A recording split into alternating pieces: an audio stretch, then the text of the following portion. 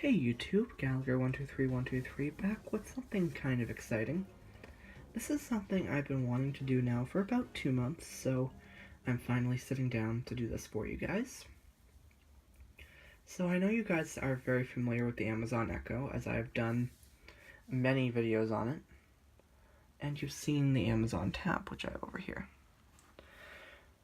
But one thing I've had since about January that I never bothered to review for you guys, I know I planned on it but I never did, is the Amazon Echo Dot, which is sitting right here. And this is a great way to get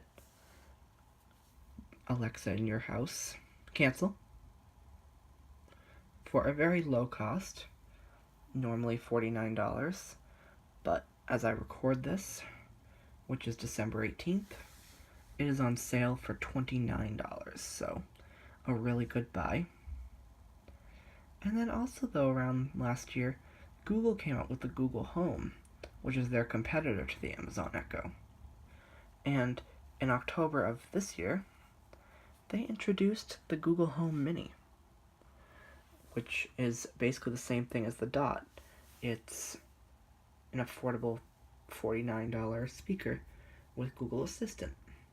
So, in this video, I have both of them set up, plugged in, ready to go.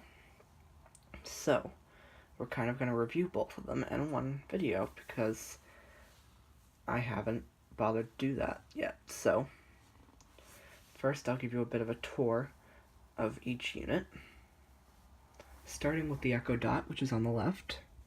Both of them are in kind of black, so it might be hard to tell the difference, but the Dot is on the left, and it has a few buttons. Okay, gotta figure out which button is which. So, it's kind of weird to describe it, but you have 2 volume buttons, a mute button, and an action button. Now, I guess it looks like the volume and the mute buttons are kind of triangle shaped, and the action button has a tactile dot on it. And on the side somewhere, yep, on the back, you have an auxiliary jack for hooking up to extra speakers, and you have the micro USB port which powers the device. So that's pretty much the Echo Dot. And the Google Home Mini is right here to the right. It's even more simple. There are no buttons on it at all. It has a little bit of a touch thing on the ends, which allows you to adjust the volume. And on the back is the micro USB and a switch for muting. The mic's off. The mic's back on. So there you go. That's how that one works. So that's pretty cool. They're both very simple devices. Okay, but I'm sure you're less interested in the hardware. I mean, yeah, it's important, but I'm sure you want to hear these in action. So I'm just going to go with some different commands, and we'll try them on both, and then I might try and show some things that the Google Home can do that the Echo cannot. So, let's start with what might be an important one to some. Alexa, what time is it? The time is 4:10 p.m. Hey Google, what time is it? It's 4:10. So both can do that. Alexa, what's the date? Today is Monday, December 18th. Hey Google, what's the date?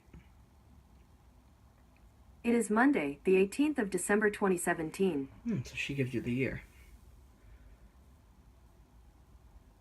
Alexa, set a timer for 30 seconds. 30 seconds, starting now.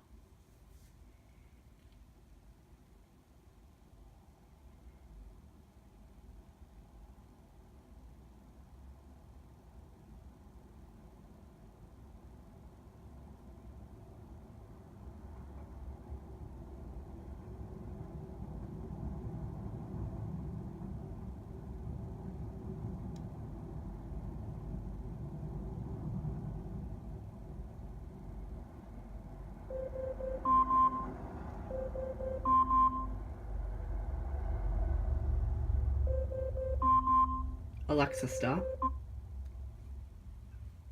Hey Google, set a timer for 30 seconds.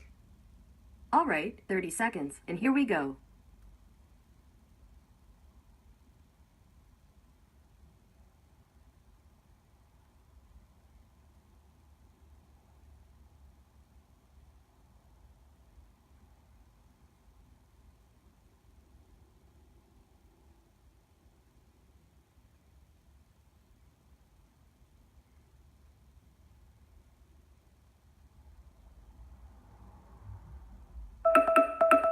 Ooh.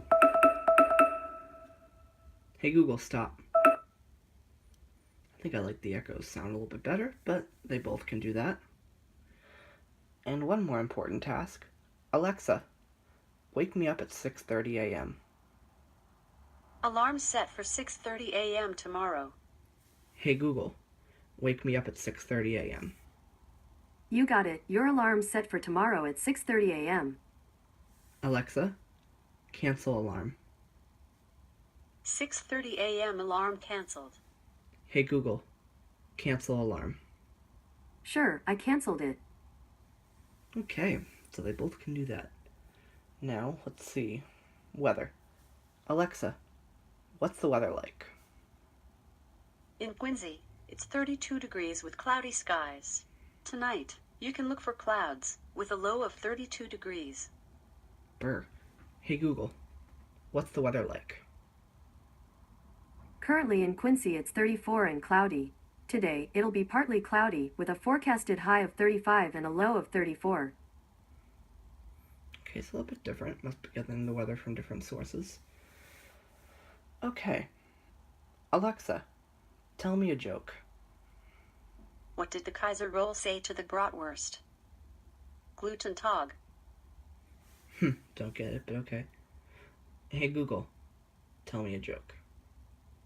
Okay, here you go. The right eye said to the left eye, "Between you and me, something smells."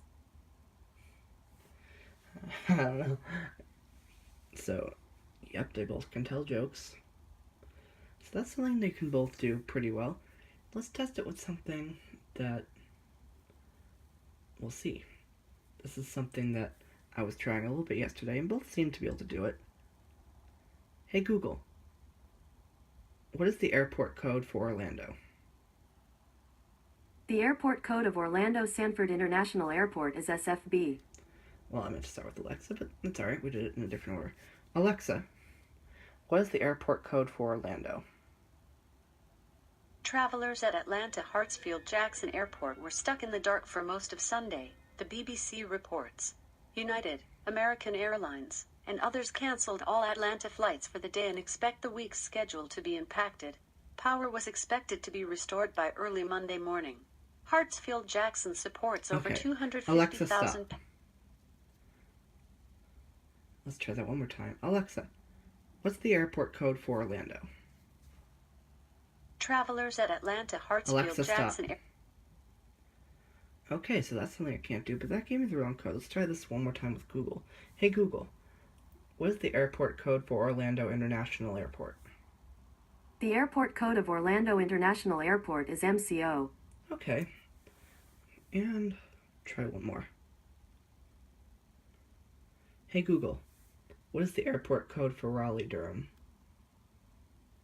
According to Wikipedia, Raleigh-Durham International Airport is the main airport serving Raleigh, Durham, and the surrounding Research Triangle region of North Carolina.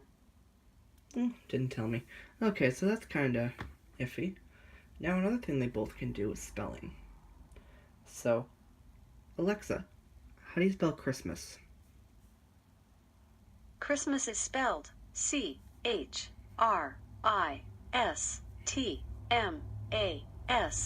Hey Google, how do you spell Christmas? Christmas is spelled C-H-R-I-S-T-M-A-S. Okay. And they can both define words as far as I know. Alexa, define hotel. Hotel means a building where travelers can pay for lodging and meals and other services. Hey Google, define hotel. Hotel, an establishment providing accommodations, meals, and other services for travelers and tourists. About the same thing. Now what about some more useful tasks? They both can do that, as I showed you before. You can set reminders with Alexa, so let's try that again. I'm just going to make something up, let's see.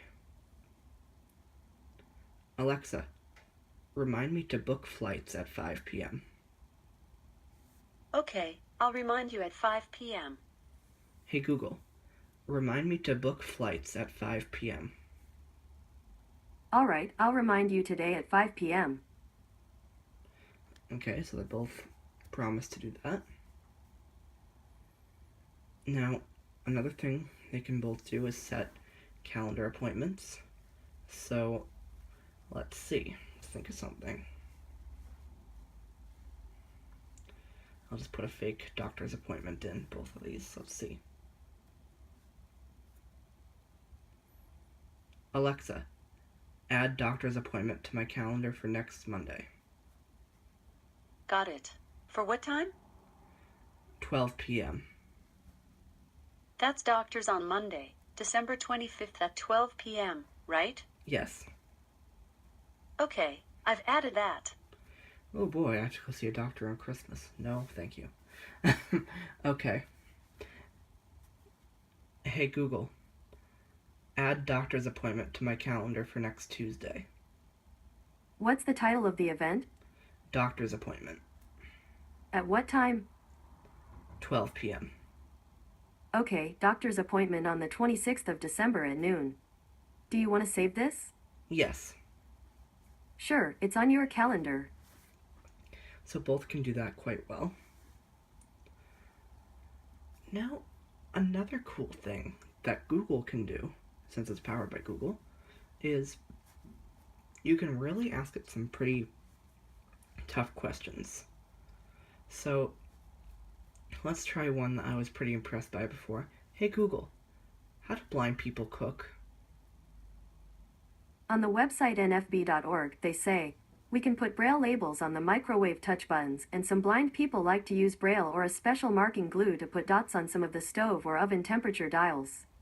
It is easier to use things like measuring cups and spoons that stack with different sizes rather than ones with lines drawn on them. So, there you go, could do that. And let's try one more. Hey Google, when is the National Federation of the Blind convention? On the website nfb.org, they say, our 2018 convention will be held in Orlando, Florida from July 3rd to July 8th, 2018. Wow, that is awesome. Okay, let's try this with Alexa, but I pretty much can guarantee it's going to fail. Alexa, how do blind people cook? Sorry, I don't know that one. Yeah, so that's one area that Google really shines at. So, that's a bit of an idea as to how both of them work in general. They're really cool, and right now, as far as I know, so don't quote me on this, but I believe both of these are on sale for $29. So, if you want to get one, or even get both of them to play around with, highly recommend it. I mean, they're both very smart assistants, and they can really provide some good functionality. I know Google has added a lot of stuff to theirs, like the ability to broadcast like an intercom. That's something I hope to try out in the future. There's just a lot of good stuff there. So I hope you have found this interesting. And if there's anything you want to see compared on the Echo Dot and Google Home Mini, let me know in the comments and I will do my best to do that for you. Okay, so that's it. See you soon. We hope you have enjoyed this video. If so, please subscribe for more, and feel free to comment. Also, you can follow me on Twitter, @Gallagher123123. Thank you for watching, and we will see you soon.